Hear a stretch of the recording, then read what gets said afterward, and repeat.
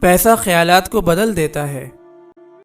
ایک شخص نے ایک کتے کو مسلمانوں کے قبرستان میں دفن کر دیا۔ لوگوں نے قاضی کے پاس جا کر اس شخص کی شکایت کی۔ اس شخص کو قاضی کے پاس طلب کیا گیا۔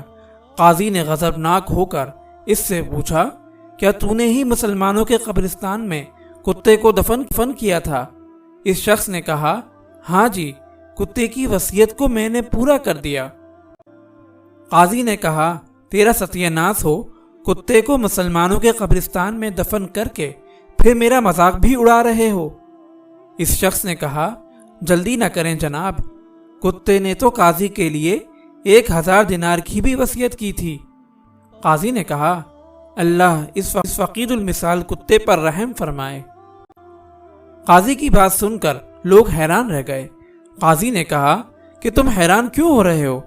میں نے اس کتے کے کوائف پر کافی غور کیا ہے اور میں اس نتیجے پر پہنچا ہوں کہ یہ کتا یقیناً اصحاب کہف کی کتے کی نسل سے تھا۔